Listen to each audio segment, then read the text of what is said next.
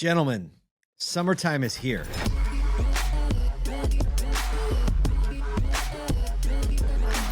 This is Auto Collabs. Summertime never leaves where I am. That's a lie. That's You not have summertime and then you have ice storms. That's And true. That's true. I mean- and everything shuts down. They're like, was that a snowflake? And then everything Yeah, shuts it's down. kinda- I know. I But love it. summertime. Up in the north, in the, where Paul's at in summertime, everybody it's like 72, and people are in like thong speedos. They're like, "What?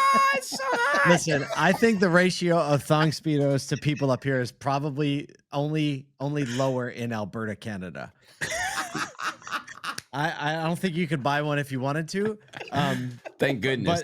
But on that note, I mean, On like, that come on, like, how are we supposed to talk about this? So no, but the reality is, like, what people, the level of hotness that people feel when it's 72 is equivalent to the level of coldness people feel at 72 in where Michael lives, where people are pulling out Ugg boots and scarves and hats. That's right. But the beginning of the summer season is one of my favorite seasons because I know I have like 10 weeks before it snows, and we can do a lot of things in those 10 weeks. That's right. That was a bad joke. That was a bad joke. On the boat, and We are going on the boat, but the boating season is very short here. I will give you that's that. true. I'm determined to take you out on the boat sometime this summer.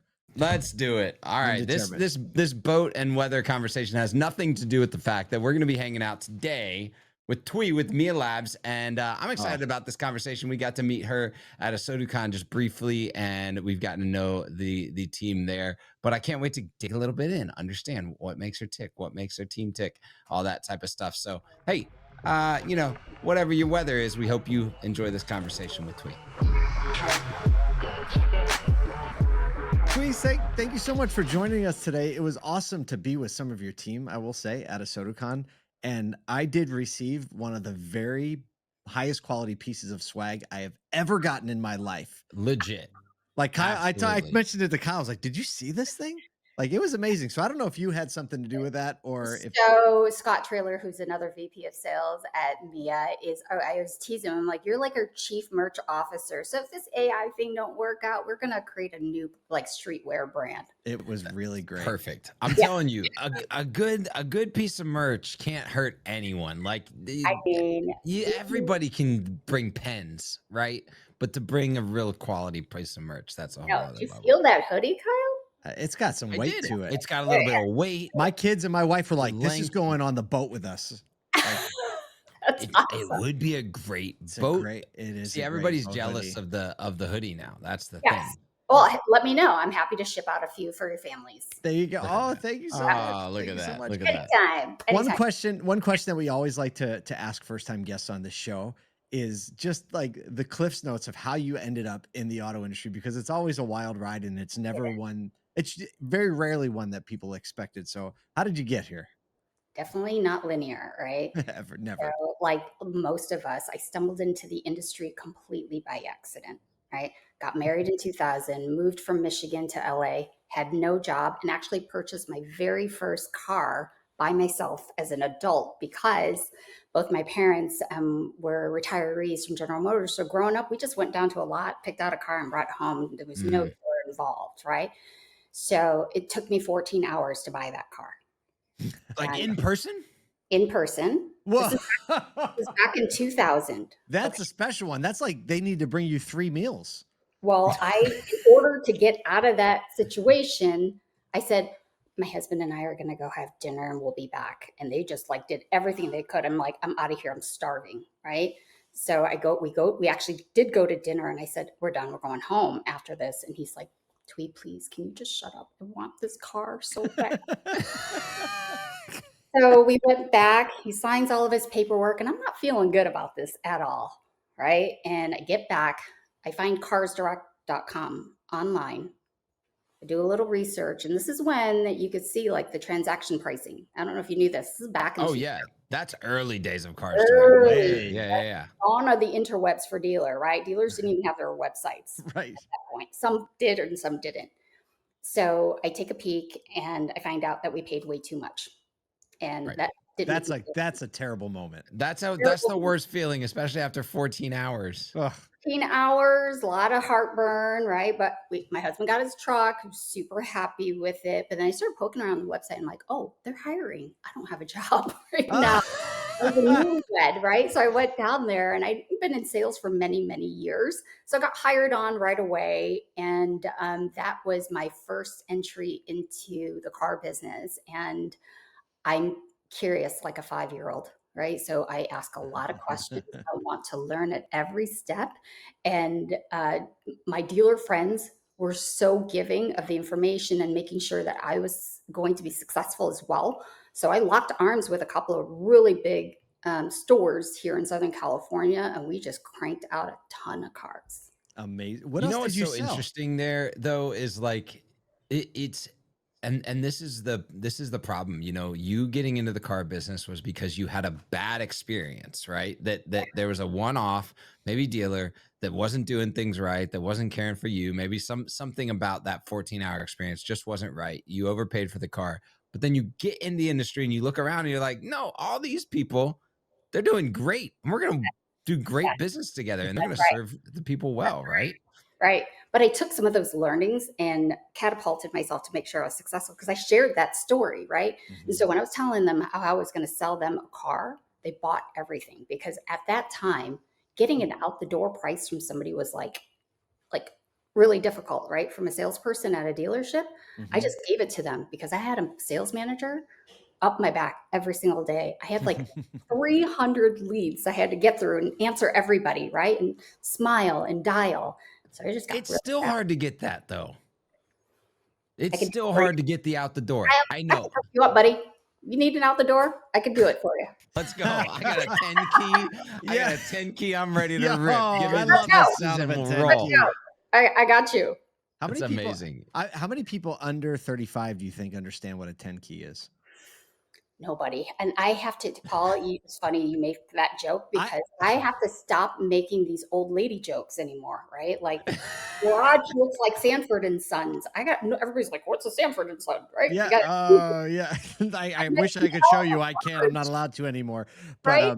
but I always thought that it'd be great to maybe I'll do this now that we have vibe coding, code an app that Oh, makes the yeah. sound of a 10 key, that you can operate it like a 10 key, and as you're doing it, it still makes the sound. Isn't that an amazing idea? That is an amazing idea. Kyle's My- like, Genius idea. Kyle's like, I gotta go.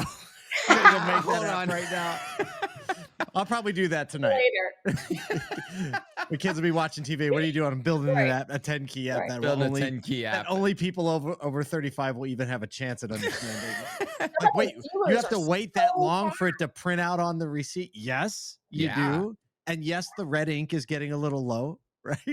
Oh, that sounds absolutely amazing. changing ink out. Oh So my how God. do with you your go? people. So obviously you've been through a few different places within the auto industry, seen some of the progression in tech and consumer, you know, both consumer tools with TrueCar and then dealer tools.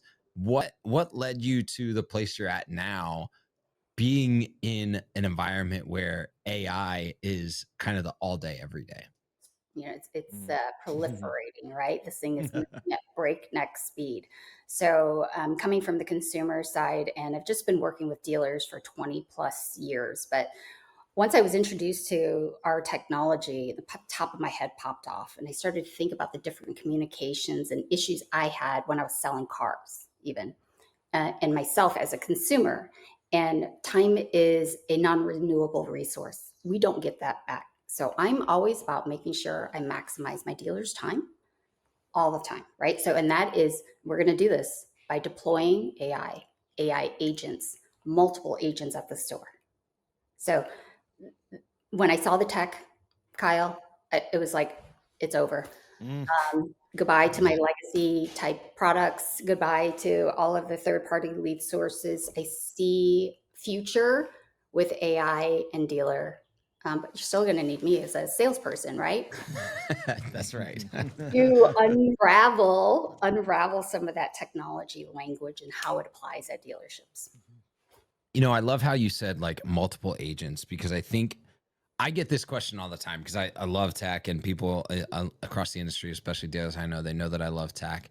They will ask the question, what's the best AI right now? That's like the way they ask the question, right? And I think that what people that are still learning what AI is, it's not like saying what's the best CDP or what's the best CRM or what's the best. AI is a category in which hundreds of thousands of applications. Right. You have to say for what? For what? What's Yeah. the best AI for Yeah. what? And so you're saying deploying AI agents across multiple places within the dealership. When you're thinking about like these things that you're thinking, I'm going to unravel this and like put it back together from your position in sales, but also, you know, sales goes close to product a lot. How are you thinking about agental AI within the business sectors of the dealership? So there's 4 or 5 different departments, right? Let me unpack this. Let me back the train up a little bit. So over several years, us as an industry building out all of these tools, we've built a Franken system. We've plugged all this stuff into our DMSs and CRMs just to try to get to this panacea of a universal one throat to choke product. Have we not? Yeah. Franken-system is like, I want to create a content series around Franken-system now. That sounds amazing. I trademarked that, and so no, just kidding. Kyle's over there registering the domain, probably. Well, and you're over here saying stuff like time is a non-renewable resource. I'm like, who's writing that book next? You know, it's gonna be great. We've built Franken-systems, right? Yeah. As an industry, right? And we're trying to get to this one throat to choke. So at MIA, we see communications at every single point in the dealership. So you've got the sales department. Those guys struggle with so much volume that is coming through the internet, through the front door. The phone is ringing off the hook, and we got great salespeople, right? But they are buried, right? And so we need to deploy agents to help them do that upper funnel of work with like nurturing. And that is answering basic questions like, what is the gross vehicle weight rating of the F-150 dually, right? Or, 250 dually, right? Things of those natures AI can do right now. We're in June 2025. This task stuff should be done by machine, and we do it beautifully through voice AI. But not just through voice, Kyle, right? We're going to have text, chat, email, all agents in sales, in service, in parts, maybe even help out F&I. Accounting. Come on now. Where's my plates at? I need to cancel this, or I have questions on my paperwork. Yep. We're going to be close. And because the Franken system that we built, all of these data silos, right? You got a chat platform on your website. You've got a texting platform in your CRM. None of those talk to each other, right? So we're creating all these data silos, and dealers are a treasure trove of data. Well, when you think about the Franken-systems, it actually, as you're saying that, I'm going, okay, what is a website, a chat tool, a phone system, a CRM, a DMS, and any level of technology in the store outside of maybe just a reporting tool? What do all of those have in common? And they're trying to increase the relational equity that we have interpersonally, right? So whether that be employee to employee, employee to customer, customer to customer, whatever that may be, we're trying to increase the relational equity, which all comes down to what's the biggest reason why relationships, the two biggest reasons why relationships fail: communication and money, or communication and communication about money, right?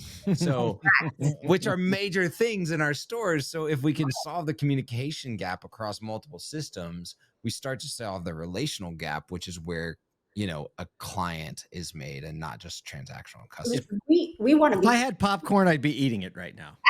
That was a really great exchange.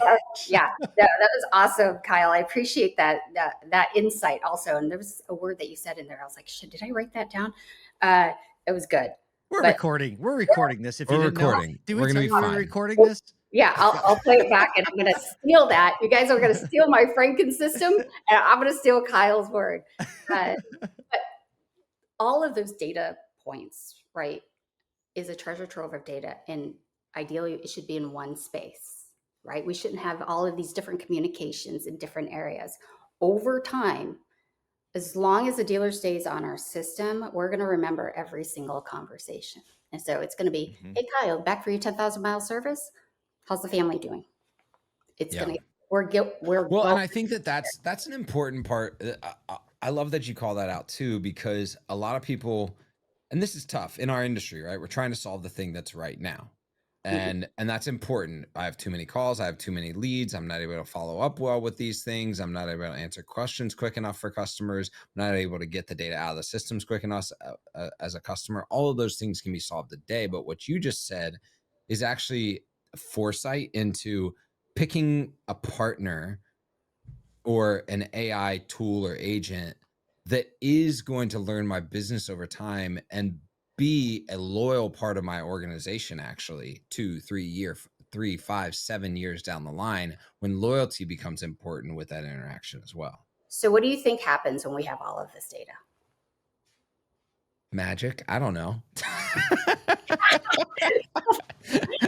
So, high fives? Yeah. High fives. High fives. Pizza everywhere. for lunch. Enthusiasm and excitement, good swag. It turns into another tool, almost like another platform, right? So if we can do proactive outbound, I know many dealer groups are playing this long game, right? We nurture the lead. AI is going to help them sell the car by handling inbound, doing outbound, voice, text, chat, all of that data is going into one place, right? And so over time, we're going to outreach to that customer when it's time for service, right? So this stops the defection to your Jiffy Lubes of the world, keep them within your ecosphere of like, buy the car, service the car, bring back the car to trade in and buy another vehicle, and we're going to start back all over again. And what that does with that type of loyalty is reduce your CAC, and your marketing dollars diminish over time, right? That is the long game. Yep. All of that data. Yeah, I think, and we talk a lot in cost per car sold, right? PVR. And the thing that I think that dealers need to learn how to measure is LTV to CAC, right? Which is what SaaS companies measure all the time. Yes. Right? Tell everybody what that means. So LTV, lifetime value to CAC, customer acquisition cost. And so if you can measure a differential on LTV to CAC and drive that number really high, right? Where you have a high LTV to low CAC, Correct. all of a sudden, you know what retention looks like. You know what a low cost of customer acquisition. And I think I'm just going to throw this out there because the PE money and the VC money around software right now is so high because software is able to measure those type of metrics. If we were able to do that as an industry, I think, and we were able to achieve similar numbers as software can on cost of acquisition, right? Which can be in the ones and twos of dollars. If we could do that as an industry, the already insane multiples on dealership buy sells would be even crazier because there'd be net new money coming into the industry. So like, that's actually that's the long game of what you're talking about. Long game. Exactly. Yeah. Right. And every dealer and dealer group is chasing that. Of course, you're going to have some short-term thinkers that are looking to gross every single deal, right? That's fine. But you've got some long tail players who are going to do this right at the very beginning. They're going to spend a lot of money. They're going to acquire that customer, but over time, without any defection, they're gold, right? So as they come back in over and over again, that CAC from 5 years ago. So back to your point of LTV versus CAC. Yep. So all of a sudden you've got a retained customer that you acquired and no longer is a part of your net new cost of acquisition, and you start to drive down your cost of acquisition over time to where, I mean, imagine if a dealership could be in that like $50 to $70 cost per acquisition. I think it's possible. I think it's wildly I do possible. think it's possible. There's no reason why it isn't. But with those types of numbers, the blue sky, is there something beyond blue sky for a dealership valuation? Evaluation would be stupid. Stratospheric money, right? Yeah. And And the money's out there. The money's out there. But that's what AI enables, because then you release people to do the people only things. Yeah. People only stuff. The higher value work, right? I don't want to take anybody's job. AI is not here. We are not here to take anybody's job. We want to make them way more efficient. There's top of funnel customers and there's bottom funnel customers, right? So the bottom funnel customers need way more assistance, a little bit deeper dive into the vehicle, the F&I piece, but let me tell them about the car, right? Let AI do that. How late are you closed? We built online schedulers and the adoption rate is dismal. Oh, it's terrible. Yeah. It's terrible because the experience is terrible. Sucks, I'm in business and I still call in to book my service appointments because every time I do these click arounds, there's like 55 clicks before I even Absolutely. Yeah. And I don't have time for And that. other industries have figured it out. Yes. Really? I mean, literally, I can schedule a carpet install. I can schedule my air conditioning maintenance. I can schedule all this stuff like home services. I ordered a pizza. You still can't. You still can't schedule a doctor's appointment though. So that's I still don't not. get that. They No. haven't figured it out either. So at least we're ahead of one industry. Too, you know, We're at least ahead of one industry. You So can schedule. You can schedule telemedicine though. that's true. that's true. Yeah. That's I true. know. So what are you excited about over the next year? Because we just gave you a whole product team that you got to reassign to building LTV to CAC ratios into your measurement metrics for your AI tool. I'm But sure. what else are you excited about? So the parts department, right? Those poor guys. Mm. So busy. Got to put my glasses on, go to the typing machine and see if that part is available. Yeah, Everything often is forgot about when it comes to automotive tech. Yeah. But at that store selling millions of dollars in parts Mhm. every single month. So that team is massive, right? Mhm. But they shouldn't be answering the phone to verify a part availability. I know there's a little bit more involved in that, but to share that, getting a deeper integration into the parts catalog or inventory with the last 6 to 8 digits. You need to meet our friend Kaylee Filio. We had her on the show not too long ago. I'd love to meet her. Two would You love guys each should other. meet Yeah. for sure. I'd Yeah. love to meet her. But I'm super excited and bullish on that product that we should be delivering by the end of the year. Hey, Very very cool. nice.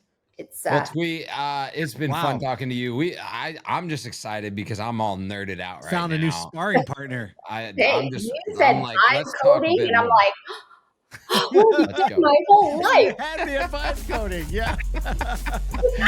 Awesome. Well, thank you so much. It's been a pleasure, and thanks for joining us. Great on to Auto be Collabs. here. Great to be here. All right, I'm dead serious. I think I need to develop the 10 key app that we concepted and fleshed out a little bit in that episode. That's when you know you're around a real baller, right? When you can develop an idea in person. No, the 10. Michael, do you know what a 10 key app I don't, but I is? love the point where when the guest, who's the expert in that field, kind of validates when we have a good idea. They're like, "Well, that sounds like a good idea," and we're like, "Yeah, we're smart." Yes, Case in exactly. point.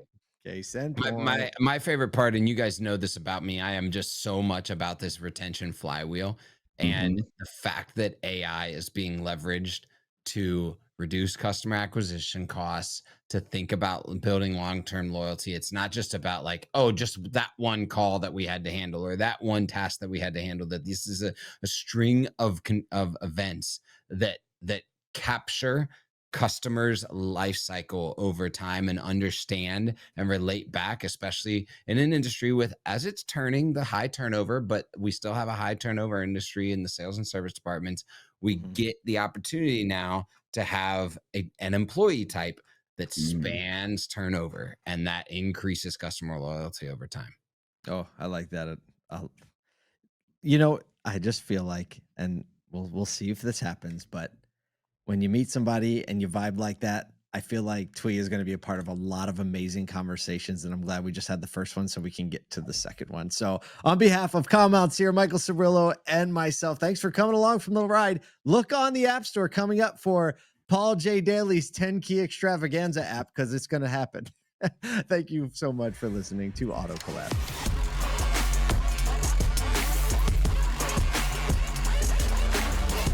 Welcome to Auto Collabs. Why are we recording? Are we rolling yet?